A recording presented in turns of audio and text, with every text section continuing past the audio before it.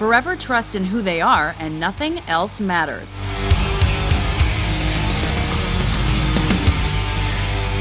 Welcome to WatchMojo.com, and today we're taking a look at the history of Metallica.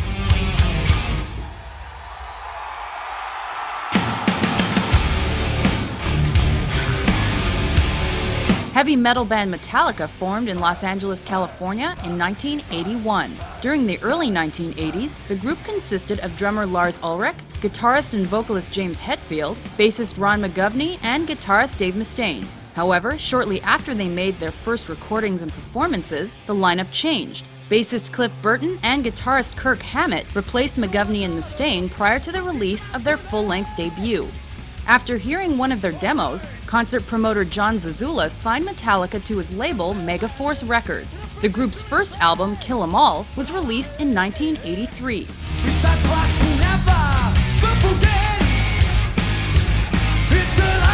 The thrash metal record was not initially a commercial success, but its supporting tour helped the band garner a following in the underground metal scene. Up next was 1984's Ride the Lightning, and this was later considered one of the classic albums of thrash metal.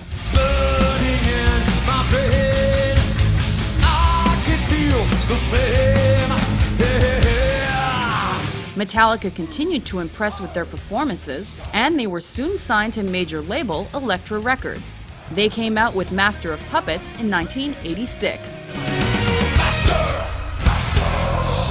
The critically acclaimed record is often regarded as one of history's most influential heavy metal albums. Unfortunately, the subsequent tour was marred by tragedy when Burton was killed in a bus accident. A period of mourning and deliberation followed.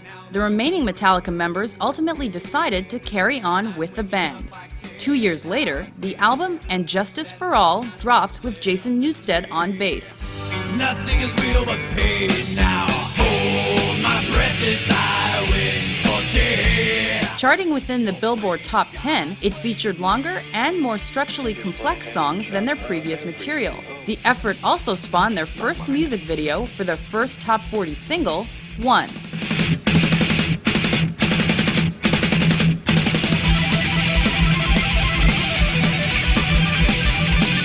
Metallica released their self-titled record in 1991.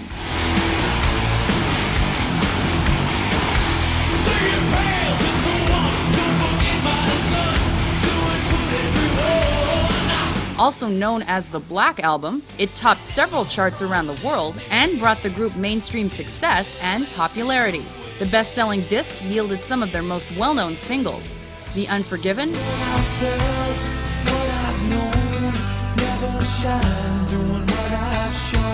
Enter Sandman,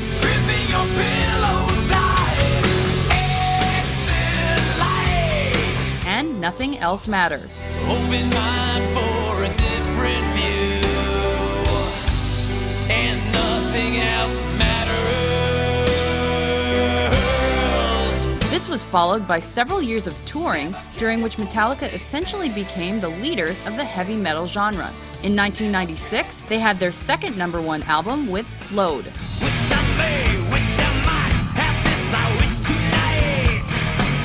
Are you satisfied? Many of their older fans were critical of the disc, which featured a change in musical direction that distanced them from their early thrash metal sound. Reload appeared the next year. It was another #1 record and produced the successful track The Memory Remains. Fortune's babe, mirror bane, gone insane, but the memory remains. Metallica spent the next few years performing shows. They also came out with a few releases, such as the covers compilation album Garage Inc. and the live effort S&M. Come on, now take the chance. That's right, calm down, son. In 2000, Metallica contributed to the movie soundtrack for Mission Impossible 2.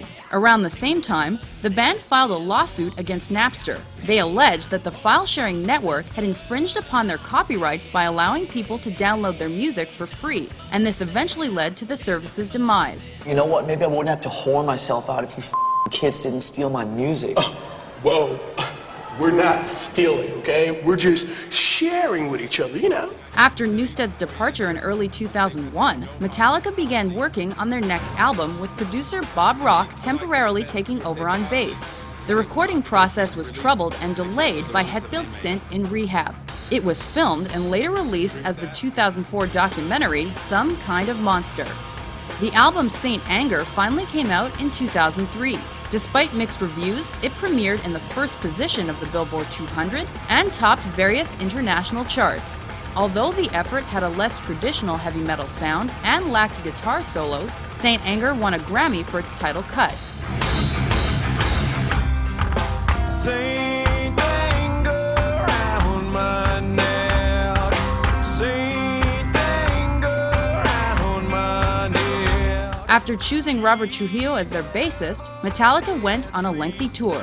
The group dropped Death Magnetic in 2008. The positively reviewed album became their 5th consecutive #1 debut.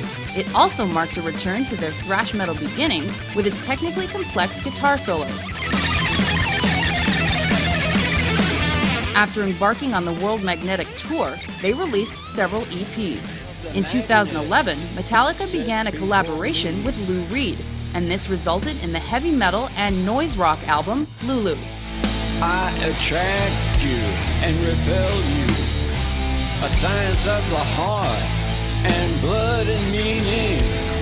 With their technical musical proficiency, elaborate song structures, and loud and fast sound, Metallica has become one of the most influential heavy metal bands to come out of the 1980s. Thank you! Good night, better! Well, you treat Metallica good here. We thank you very much, man. We'll see you. Thank you.